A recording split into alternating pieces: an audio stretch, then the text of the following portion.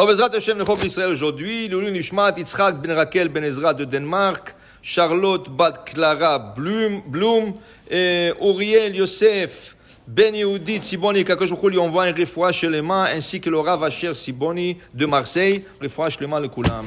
Tnan, la Gemara de Zvachim 61b, Tnan Hatam. On a étudié là-bas dans un autre passage, Shalou bnei Agola aussi falav arba amot mina darom ve arba amot mina ma'arav. Alors ici on parle du retour des Juifs de Babylone.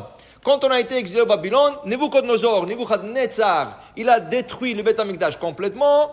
Les Juifs ont été exilés à Babylone, ils sont restés là-bas 70 ans. Ils ont passé d'un exil à un exil dans un exil, qui veut dire qu'ils sont passés de Babylone, et la Babylone a été conquise par Parasumadai, des rois, la Perse et la Mède, et ils ont tourné ça, Malché Parasumadai, et ça c'est la fin de l'exil où on parle de l'histoire de Hanouka, Mordechai et Esther, c'est la fin de l'exil de Parasumadai. D'ailleurs, comme on écrit dans la Megillah, Beimé Achashverosh, Malché Parasumadai, Amolech Meod de Makouch, et là, 70 ans plus tard, Ezra Sofer, il décide de reprendre tous les Juifs avec l'aide de Koresh, fils de Esther et Achashverosh, qu'il a subventionné la reconstruction de Beth Amikdash. Seulement, ça n'a pas marché au début parce qu'il y avait beaucoup de Karaïtes, il y avait beaucoup de sectes qui ont empêché la construction de Beth Amikdash. Ça a pris une deuxième fois par les rois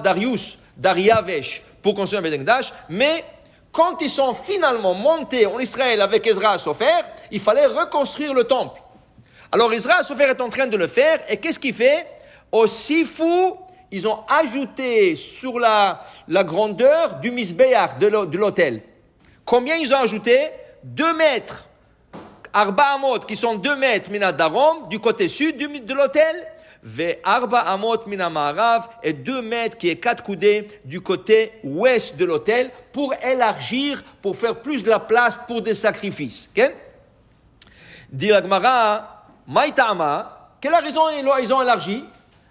Rav Yosef, Mishum de l'Osapik, car il n'y avait pas assez de place pour mettre le sacrifice. Tu mets un taureau déjà, tu couvres tout le Misbéach. Alors Amarle Abaye dit à Rav Yosef, je ne comprends pas. Ashta Mikdash Rishon, le premier tov d'Irtiv Bo, Yehuda V'Israël, Rabim, Kachol, Asher, Asfat Hayam. Le premier temple, au temps du roi Salomon, c'est écrit que les Juifs étaient nombreux comme les grains de sable au bord de la mer.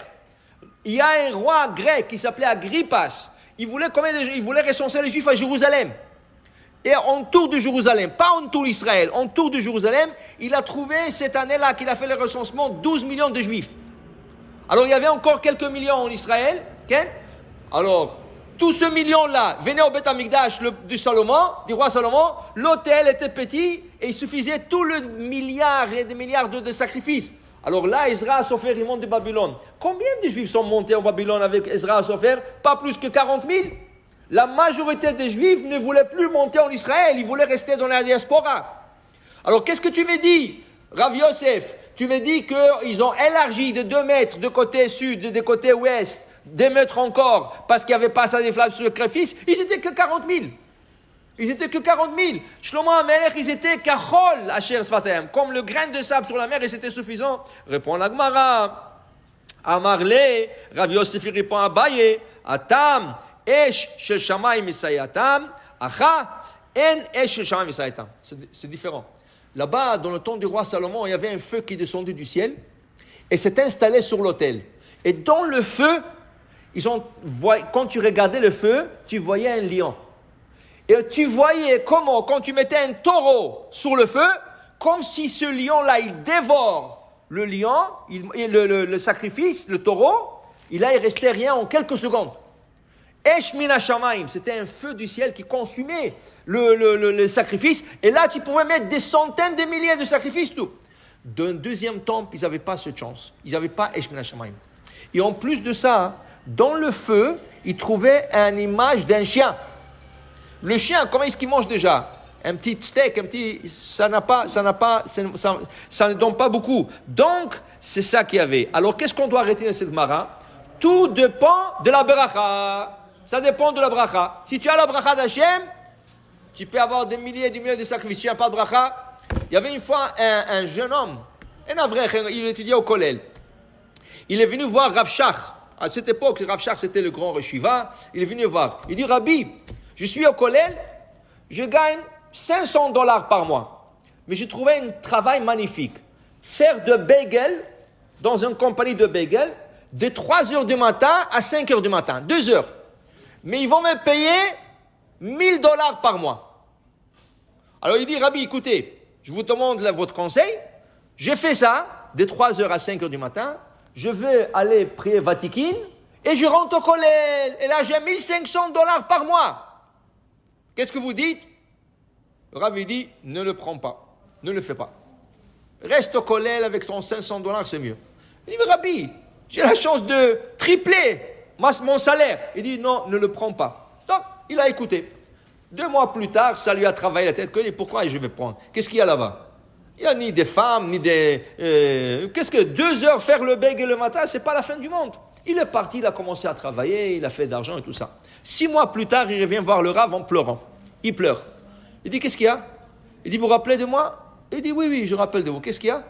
Il dit, écoutez, j'ai fait $1,000 de plus par mois et je n'avais pas assez pour finir le mois.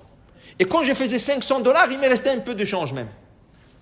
Il dit, je ne comprends pas, Rabbi, expliquez-moi. Il dit, c'est très simple. Quand tu as la bracha d'Hachem, quand tu as une bracha d'Hachem, qu'est-ce que ça veut dire ça? Ça veut dire que ta machine à laver ne se casse pas, le toit ne coule pas, la voiture, tu n'as pas besoin de faire toutes sortes de réparations. Il y a une bracha d'Hachem. Donc, les $500, ils sont plus que suffisants. Mais quand tu fais beaucoup d'argent, il y a beaucoup plus de dépenses. Et c'est ça que tu n'as pas compris. Tu voulais faire plus d'argent. Mais Hachem dit, maintenant qu'il fait plus d'argent, je ne lui donne pas la bracha, qu'il se débrouille avec ce qu'il a. Et c'est ça. Quand tu as la bracha, c'est fini. Tu es bien. Alors pour te dire, il faut toujours demander la bracha d'Hachem. Okay? La bracha d'Hachem. Les Chachamim disent, tu sais que c'est quoi la meilleure bracha que tu peux avoir? Le matin, quand tu sors de la maison, tu demandes à ta femme, donne-moi une bracha. Qu'est-ce que tu couvres les tzadikim? Dis à ta femme, donne-moi la bracha, c'est la femme, c'est la bracha de la maison. Mais à Hachem, qu'elle te dit, tu réussis aujourd'hui, tout ça. Ça, c'est déjà, tu as la bracha d'Hachem. Nianiach beracha el betecha. Ta beracha se trouve dans ta maison. Baruch Adonai le'olam. Amen ve amen.